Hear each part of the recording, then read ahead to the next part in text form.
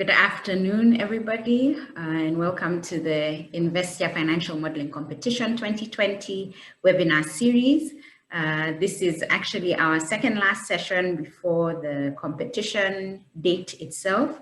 So we're very excited to have you on board. My name is Nyambura Ngumba, and I'm the marketing lead at InVhestia. I will begin by introducing InVhestia to you in case this is your first time with us. I'm excited to see some students from far and wide, and so welcome all. So InVhestia is a project and corporate finance advisory firm that has been in existence for 8 years now, locally founded and based in Kenya. However, the assignments that InVhestia has taken up have spanned over about 10 African countries. The work that we do is due diligence, because we typically sit between investors and entrepreneurs. So due diligence assignments, valuation assignments, as well on the other side, capital raising. We also do financial modeling, and this is building the models, audit, as well as training. Our training sessions are in class, but we also have a learning platform for online training, which is what you have been accessing, I hope, up until now. It is also where this competition was born out of, the need for training. And recently we've been doing some public sector financial modeling, and this is to advise governments on best practice. At the moment, we have worked with the government of Kenya and Zambia as it pertains to the mining regime, fiscal regime. This is just a snapshot of some of the clients that we have worked with. I'm hopeful that you are recognizing some of them, and some of you are in the room as well. I should also mention that we are members of the Private Finance Advisory Network. And this is a group of experts, financial experts, that advise businesses that are in the climate resilience space, and we're very happy about the work that we do with them. I should also mention that some of these clients have been in the different sectors, so as you can see that we are sector agnostic. Now, the inter-university competition is now in its 5th year. We are very excited about that. As you may know, we typically would go to the universities to train you in class and introduce financial modeling to you. However, this year, due to the COVID situation we're in, we have decided to have the competition still, but have it hosted largely online. Now, the benefit based on this is that we have opened it up to university students across Africa, and I see somebody here from Lagos, so we're really excited, which means we will be able to reach as many of you as we would not be able to in previous years. We've had over 2,000 students, trained, and we've worked with various partners, and I will show some of them to you now. We are members of the East Africa Private Equity and Venture Capital Association, and they have partnered with us over the last 3 years. Consonance Investment Managers, also based out of Lagos, have been partners.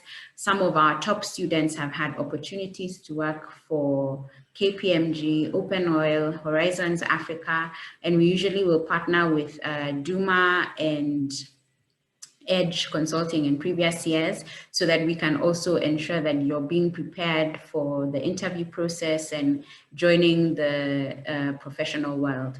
One of our other partners has been the Aspen Network of Development Entrepreneurs, who also were keen to see how they can impact students to grow in terms of their soft skill development, and also working for small and growing businesses.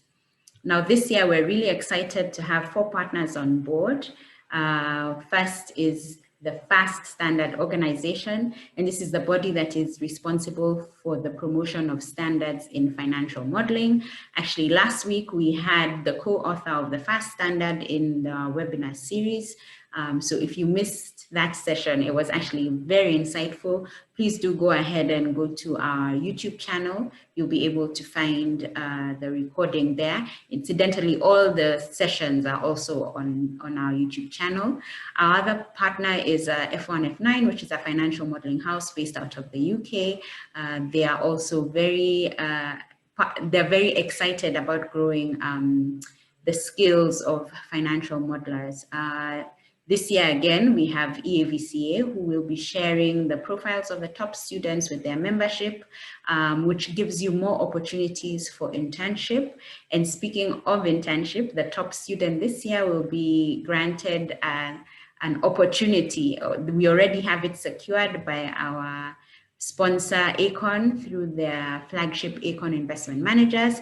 And so the top student will be working with the REITs implementation team. They also were hosted on the webinar series, so you can catch up on that. And maybe if you want to learn more about the internship and what it would entail, that would be a good session to go through. So the competition goes live in 10 days. On the 26th of October, you will go to our learning platform, which is learn.investia.com. I hope by now you've already taken the free course, which is Introduction to Financial Modeling. If you do that course and you practice, you should be able to do the case study that we will have up. The case study goes live at 1 minute past midnight on the 26th. And the deadline for submission of your models is the 30th of October at midnight. Please make sure that you download the resources, that you go through the training, and please be careful on how you submit and follow instructions. Everybody who does submit a model, of course without plagiarism, will be receiving a certificate of participation, which has the logos as well of our partners. And so that's one of the reasons to participate. Additionally, F1, F9 will be giving access to one of their paid courses. Additionally, the top 10 students will have their FAST level 1 certification paid for. So these are things that you should take advantage of, and there is absolutely no cost to you. So please do take advantage of this opportunity. Now, these are some of the universities that we have partnered with in the past. I've seen a few people from Strathmore in the room, and I believe the University of Nairobi. So we welcome you all, and I hope that you're spreading the word and sharing it widely. Remember, there's only 10 days to go, and these are just a couple of pictures of different students. I think a lot of these are from 2019's training. As you can see, in those days, we were not wearing masks and there was no social distancing. I really wonder if if we even came to the campuses, what that would look like. But here we are, and this is how we interact. So with that brief introduction, I would like to now invite our guest. We're very excited to be hosting Jason Musyoka, who is he's the manager of the Viktoria Business Angels Network. Jason, you're most welcome. And I would also say welcome to those who are not students. I'm aware there's a lot of entrepreneurs who had said that they would like to participate in the webinar series. So we welcome you as well. If you're not able to join the competition, please, that does not mean you're welcome to this session. You're most welcome. Jason, karibu sana. Why don't you tell us a little bit more about the Viktoria Business Angel Network? What's your vision? What are your achievements to date? Thank you, Nyambura. Thank you so much for that introduction. The thing about online sessions is that no matter how well you're introduced, you still cannot make an entrance, like the basketball kind of entrance, you come clapping hands and whatnot. But anyway, and also I was hoping that this was going to be the last session so that the saying that you said the best for last holds true. But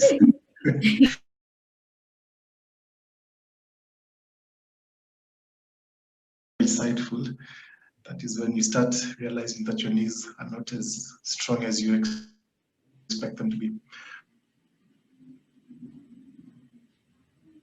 But hopefully, you can pick a bit what maybe there's some insights to be shared that were previously not shared. So what does Viktoria does? This could be the 5th time I'm introducing Viktoria this week, and hopefully, but I'm very sure what I've done is that I've not introduced it in the same way. So for the purpose of the audience here, the way I'm going to introduce it, I'm going to give perspective of the whole idea of why Viktoria exists, and also to answer a bit of what Nyambura has already asked in the introductory question. So Viktoria largely is an association or a network of angel investors, and the reason we set up the network is because we realize that there is scarcity of capital, and more importantly, there is scarcity of local capital being channeled to local entrepreneurs who are in great need of it. So we sought to see how we can address those challenges initially by making investments, or the founders making investments, and then inviting their network of friends to come along and make investments with them. So that's how the network grew, just to address the challenge of local capital not being distributed to local founders. And over time, of course, it has grown. Now we have a membership of around 40 plus members and cut across different sectors. We have people from both private equity and also people from venture capital.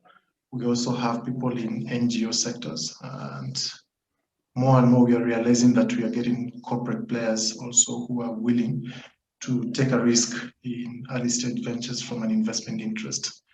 And also of late, we have been seeing a bit of movement from an interest point of view by investment groups seeking to diversify their portfolio, moving away from the traditional asset classes of land, buildings, etc., or stocks. And then now they're looking at private capital as an asset class and seeing how they can take advantage of its growth.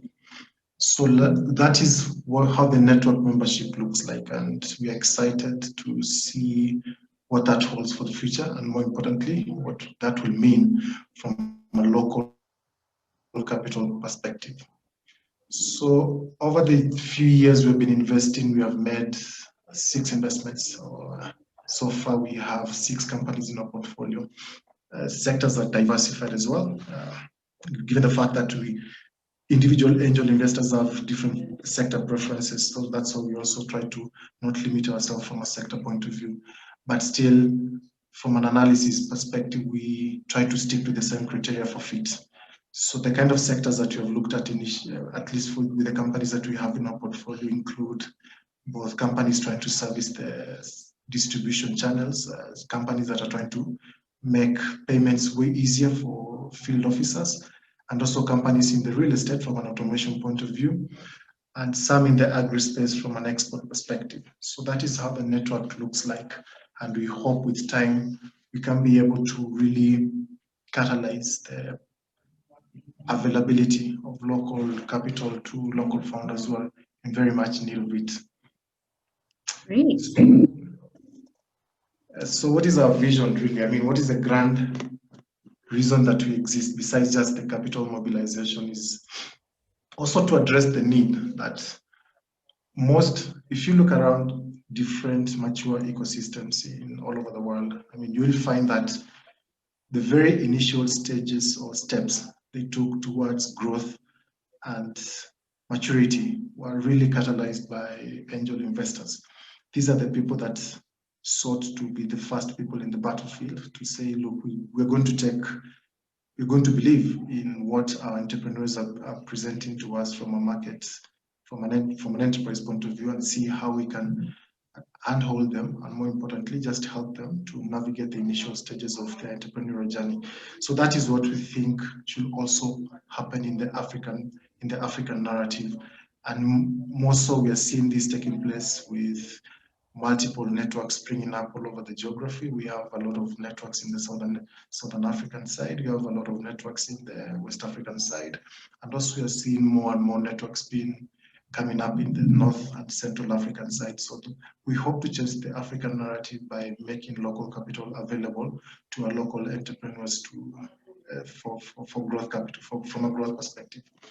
So largely that is why we really think we are needed, and that is why we think we should continue doing what we do. Great. So based on your expertise, how do you feel that COVID-19 has affected the whole early stage investment space, whether you're an angel investor or an entrepreneur? What are some key lessons that this time, or that we can take from this time? I think the only people that have not been affected by COVID are entrepreneurs. So, I mean, but everyone else if you're a normal entrepreneur, I believe you must have been affected one way or another. So, of course, also in the investment side, also within the network, what we noticed is that there was a lot of liquidity preservation, and what that really implies is you don't know how this will look like. I mean, all of a sudden there was no need to be afraid of it, and then we went into a lockdown, and then there was no transportation even within the country itself. So people are locked in within the specific, in certain geographies, they're not allowed to move to other geographies. So that created an environment of uncertainty. And then what that really means is that as an investor, you are not about to invest in such situations, and more so the situation being the fact that you didn't know what was going to happen in the next few weeks, in the next few coming days. So you try to hold to as much as cash as possible. So liquidity preservation is what is really witnessed in the investment side. But besides that, we also saw that some of the conversations that we had started for companies that were evaluating also either stalled, or all of a sudden they just stop.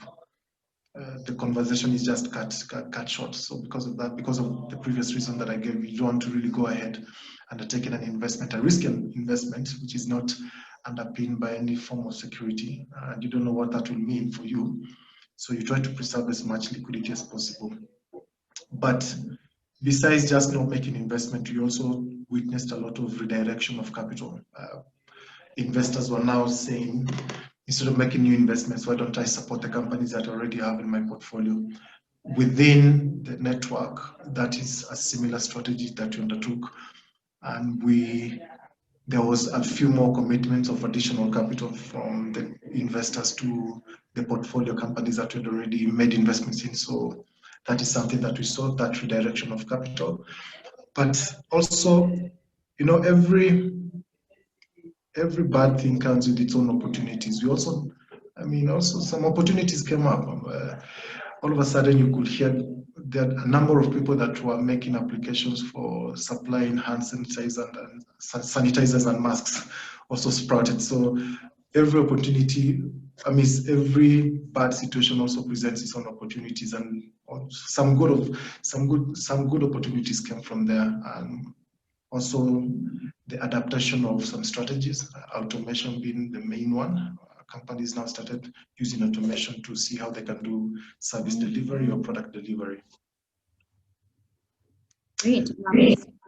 In addition to automation, and maybe this ties into your criteria when you're looking at startups or businesses that you're looking to invest in. I know one aspect is the finances. Yeah. So do you feel that financial modeling is important, especially for startups and early stage businesses? Yes, it is. I mean, it's very important in the sense that at some point, companies will present, or they must sit before an investor and present the opportunity. And true enough, numbers, as much as they don't lie, we also want to see that you've thought about what the market looks like from a projections point of view. So they do, those projections are quite important because they tell us three things. I mean, among many, they tell us three things: that you've already sized the market, that you know that this is how the market, this is the number of customers that I'm expecting. So this is how the amount of revenue that I should expect if I capture the market that we're talking about. And then the second thing, it also tells me that you've thought about the go-to-market strategy, in the sense that as much as you're telling me that these are the numbers that you want to capture, you must also have thought about how do I go out there to the market and try to bring back those or recoup that market or recoup that customer base to make it part of my customer base rather. And then the other thing that it also tells me is it gives you an impression of how long it will take for me to recoup my investment from an ROI point of view, because then I can see aspects to do with break-even point, or when I can expect some level of profitability, to know when I can exit, or to know whether the company is valuable enough to present it to someone else from an exit point of view. So those are some of the things that are quite important that a financial model can help us infer from the numbers that you're presenting. And also, besides that, there's elements of scenario planning. So the different scenarios that can be embedded into the model, that you can have a good case scenario or a best case scenario and the worst case scenario. And on that basis, at least we get an appreciation of the kind of risks that you face, and if those risks materialize, how will the opportunity be impacted? So financial model can give you an overview of all those aspects that I just mentioned. Great. So I know we usually keep the questions from participants to the end, but Grace has asked a question that I think kind of ties into what you were just saying. And she's asking, how do angel investors assess the viability of a venture, considering most companies requiring angel investment are fairly young and there may be little to no data to model? I think you mentioned some of this in terms of, you're looking at projections. So what are some of the things that you use to assess the viability? Besides the projections, yes.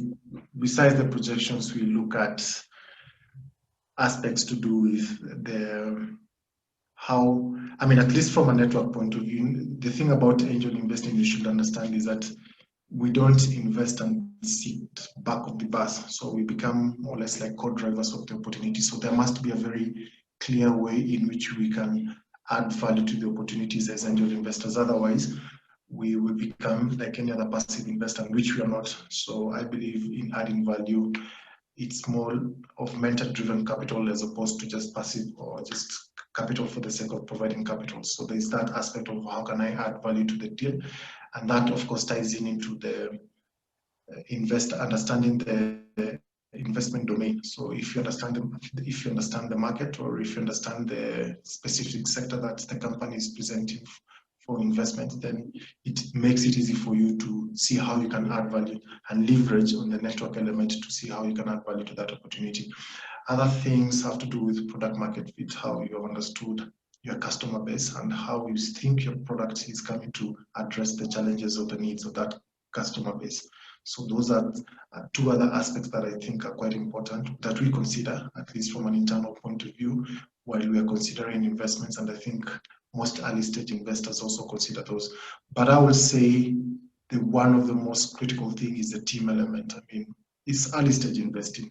Largely, you're backing the jockey and not the horse. So you want a team that is certain of what they're doing. They are well equipped. They're well switched on, and they are ready to undertake the difficult entrepreneurship journey, and they're not going to give up when challenges come up. So you need that kind of stable team that is capable and willing to deliver and go the whole 9 yards to make sure that the opportunity in itself has some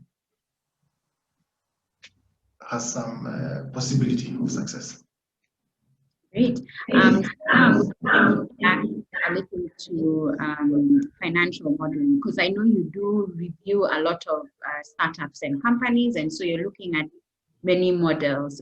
So do you feel that standards in financial modeling are important? And if you don't, why not? If you do, why? No, I don't believe they're important. I'm joking.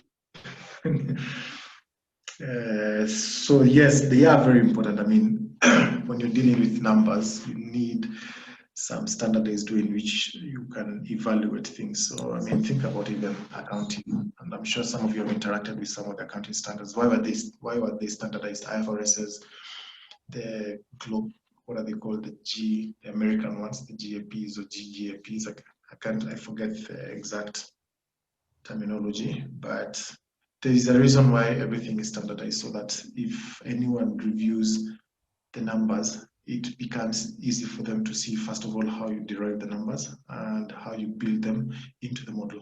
So it saves me time to look at one model as opposed to spending a lot of time looking at very many models, because then trying to get into the mind of the person creating the model, if there is no standardization, is quite difficult. So you want a very standardized format in which you can just infer, and once you see one company from another, if their projections are prepared with the same standard, then it's easy for you to pick out the one that you want to move on or the one you don't want to move on. So it saves a lot of time from an analysis point of view and understandability point of view.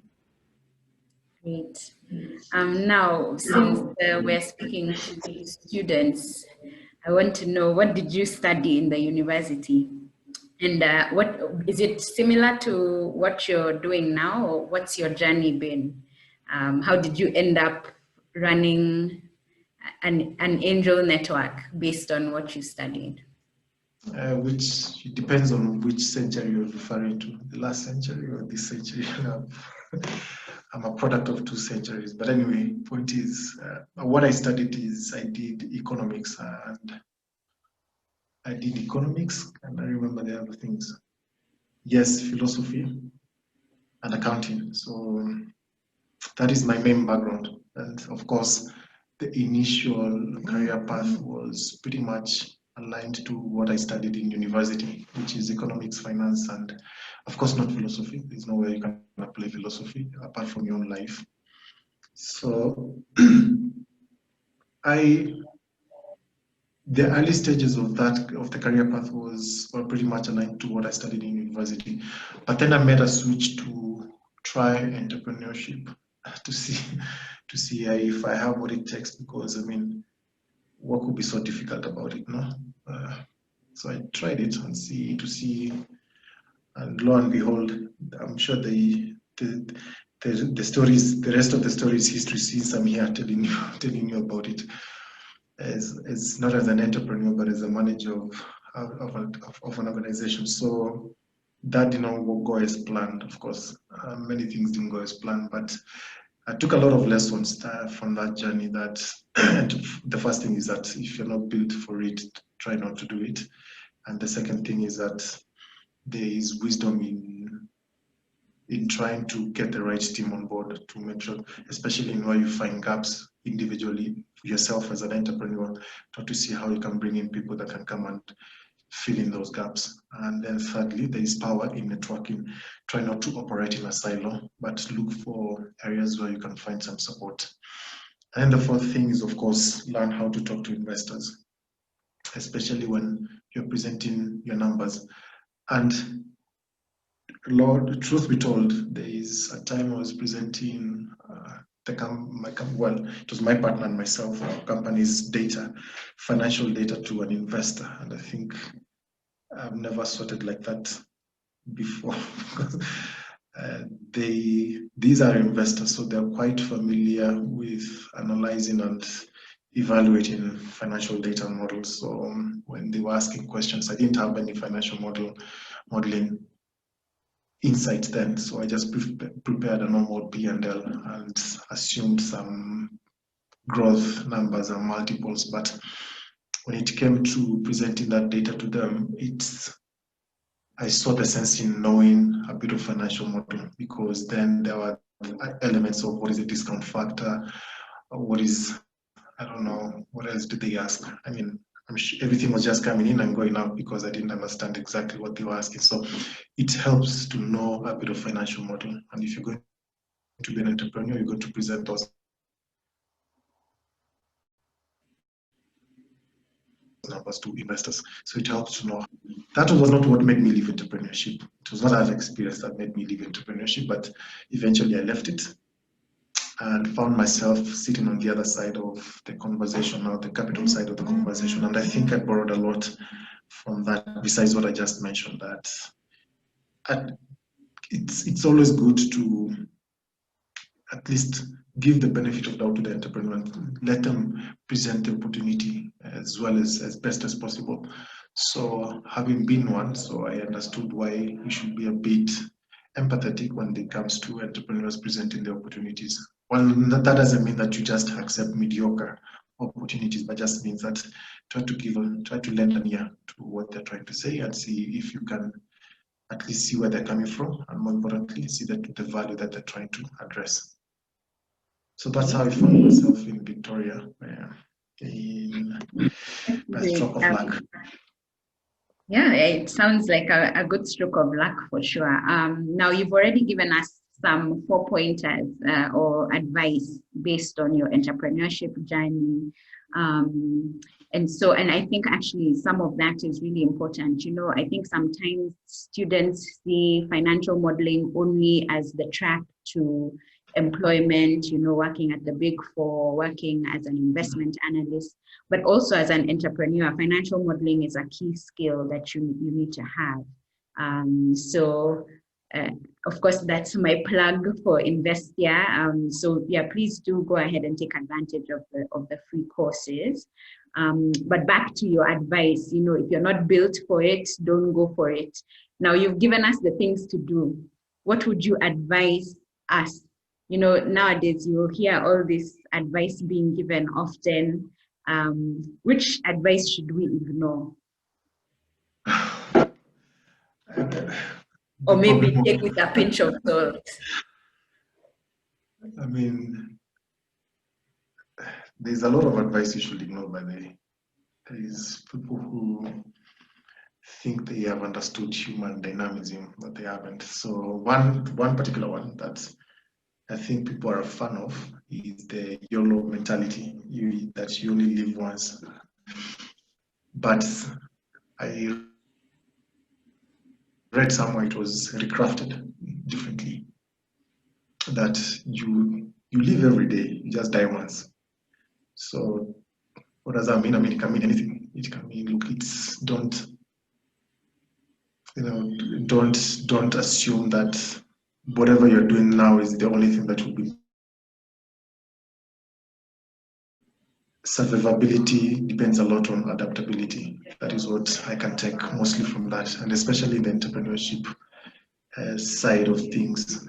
In life, of course, you can try to see how you can make it or adapt it to your own personal circumstances. But in entrepreneurship, always know that you need to be adaptable. And if you don't adapt, then it will be very difficult for you to survive. I mean, look at the current case in point being the current COVID. If you're not really adapted to it, or the companies that do not adapt to it are really having a hard time to see how they can address the same customer base or address the same needs of their clients before.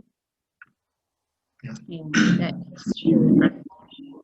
I've also heard you mention that you read that in a book. So if you are going to be exiled, I don't know why you would be exiled, but in the situation that you are, and you will be going to this island for only 100 years only, but you can also only take one book with you.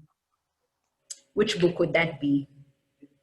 Well, before I even answer that, I believe I have a certificate of good conduct somewhere. So the government is not really after me yet. But if I was to be exiled, there's a certain book. I'm not sure if most of you are familiar with it. It's called the Silmarillion. It's by the same author that wrote Lord of the Rings. It's J.R. Tolkien. It's one of the best books that I've read. I think I've read it more than 3 times. And even for another 100 years, I'll still read it and find it very relevant. It's a very good book. If you have not read it, it's a precursor to the whole Lord of the Ring trilogy. So yeah, that is the book that I would recommend, and I will also make sure that I carry with me in my 1 century exiling to a certain island. Okay, great. So now I'm going to open it up to everybody else to ask their questions. And as we do that, there was another part of Grace's question. And this is in line with your with VBAN and the investments. What has been the success rate of previous investments? 100%, I believe. By that I mean none of our companies has yet failed, so we can assume that we are 100% track record. So far so good. I mean, conventionally, people normally say out of every 10 investments, 9 fail. You only make money from 1. But out of our 6 investments, I think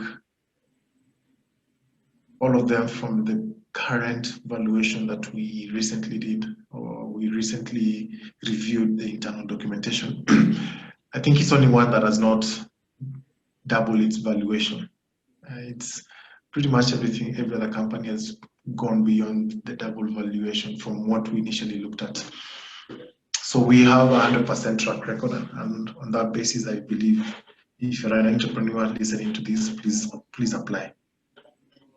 Great. And so actually, because you mentioned that, how can entrepreneurs apply to be considered for investment? We have I can share the link to our platform for applications so that we review all the applications that come our way. That makes it easy for us to screen and then present it to the investment committee. So I can share the link with the group here. I don't know how it will be distributed, but I can share the link with the InVhestia team, and then they can distribute it to the participants of this webinar. Yeah, so I definitely be able to do that with the people in the room.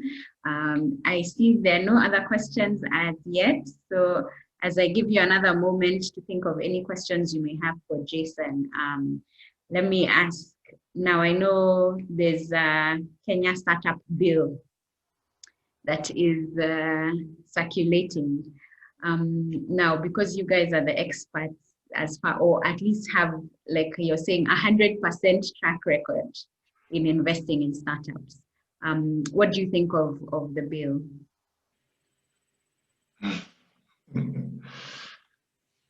What good can come from government anyway? So that's, I mean, disregard that, of course.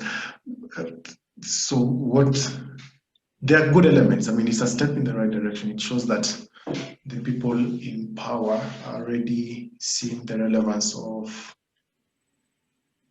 promoting and supporting entrepreneurs, and more importantly, putting in certain steps to ensure, as first steps, as initial steps, to ensure that the kind of support that they get becomes valuable to them. So one of the things that they are really focused on is the incubators, and of course the incubators are very at the first grooming ground of most startups, at least what we have seen in the ecosystem. So based on that, they're trying to see how they can support those initial grooming grounds, and secondly, from that kind of support, also they have embedded a financial incentive to also spur the similar growth in companies that manage to enter the program. So I think it's called the credit guarantee scheme or something like that, which entrepreneurs in the program can access and find and use it as an initial capital boost to their activities and operations. So those are some of the things that are quite good from the Startup Act, but holistically looking, it's very limited in how they define the startups, first of all, and also the criteria for benefiting from these kind of incentive schemes. I think there are different types of startups. So there are, of course, high growth startups or high growth ventures, and then there are dynamic enterprises. So which all of them have different capital requirements and incentives that they require as enterprises. So that kind of limits. So they are really focused on companies that are a lot involved in research and development initially. And you see most of the startups that we have, they don't need to be necessarily involved in research and development.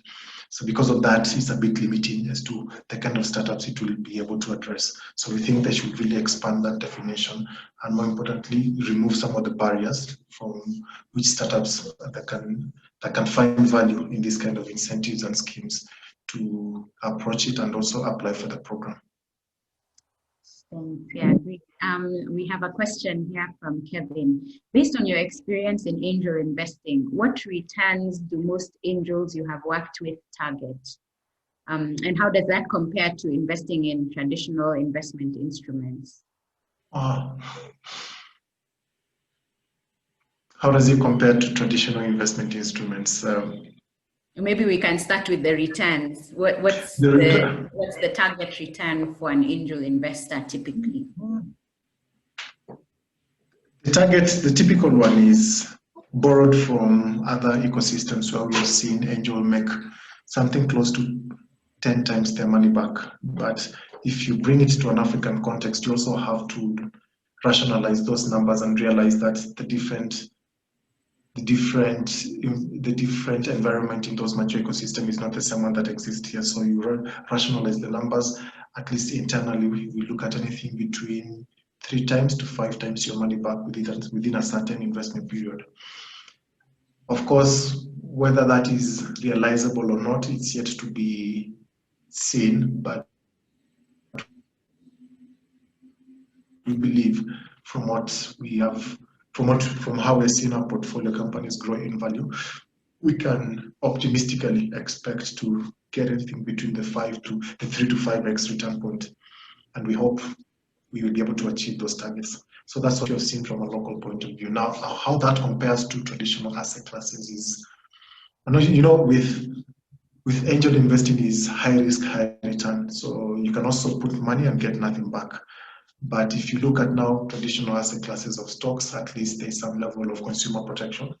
And if you look at risk-free instruments like bonds and treasury bills, there is a certain, of course, predetermined rate of return, so you can know what you can expect from a return point of view. So having said that, I mean, it depends on your risk profile and on what you really want. You can just have a look at the statistics that are coming from the people, from the authority that are managing or regulating the stock market. And also you can look at what is being published from the risk by the government with regards to the instrument from a return point of view. And once you understand that, you see and you understand your own risk profile, then you can then determine whether this is something that you want to look at from an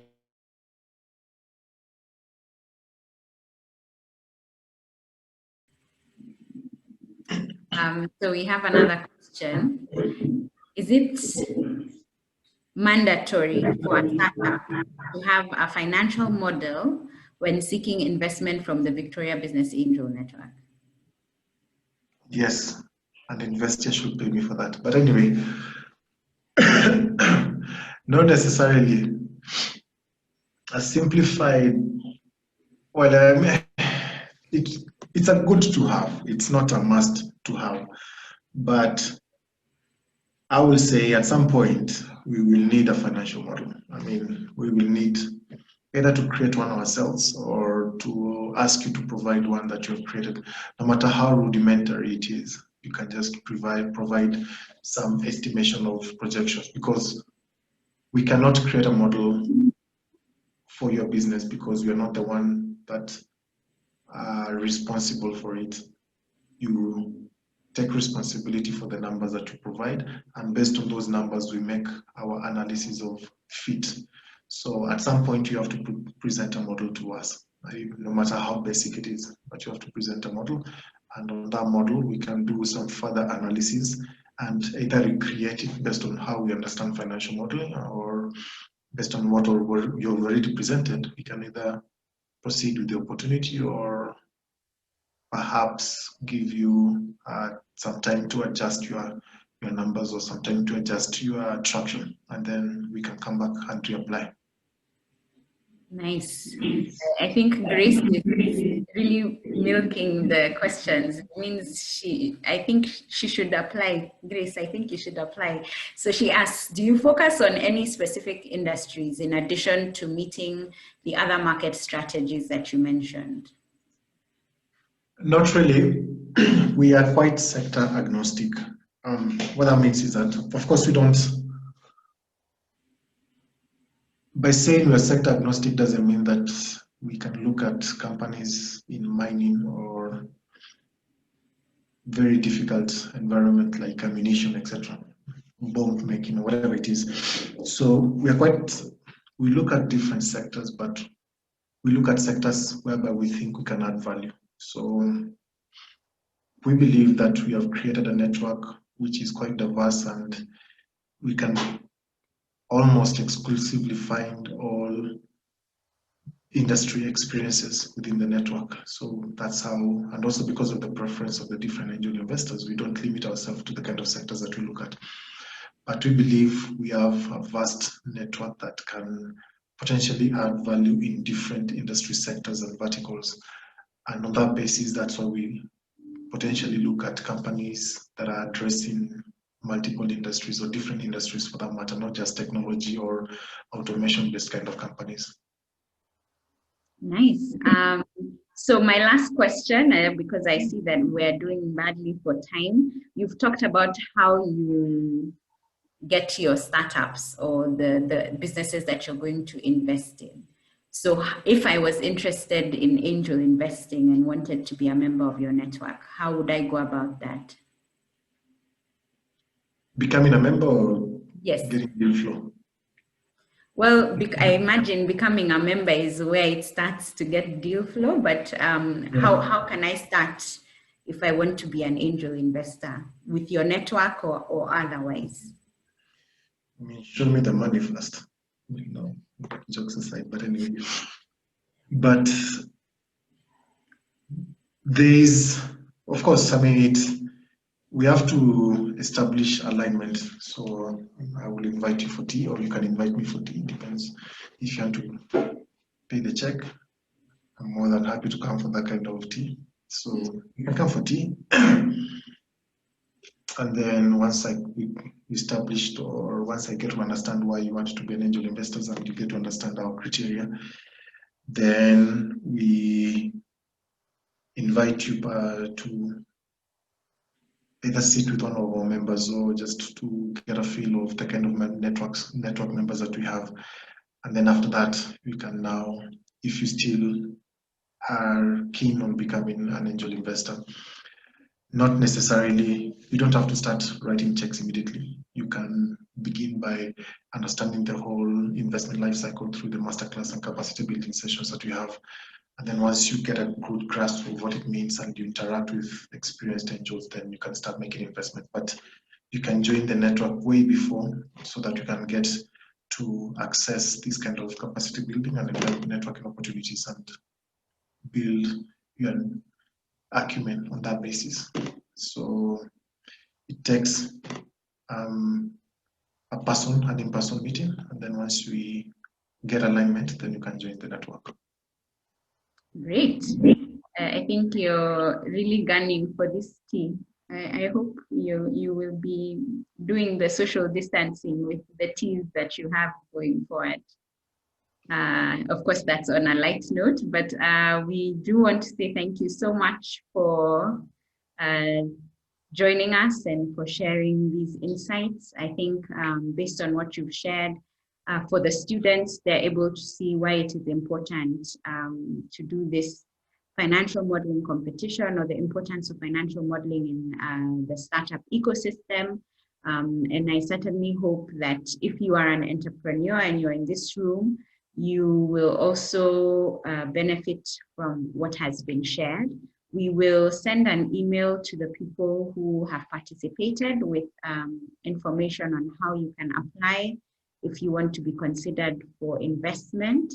But I would also encourage you all to go to the Viktoria website, which is Viktoria with a K, viktoria.co.ke, so you can learn a bit more about the criteria and also about the angel network. And so with that, I'd like to thank you all for attending this webinar. Just a reminder that the competition is going to launch in 10 days and we're very excited about it. So please do spread the word. If you have any questions, please feel free to write to learn@InVhestia.com and we will respond with those questions.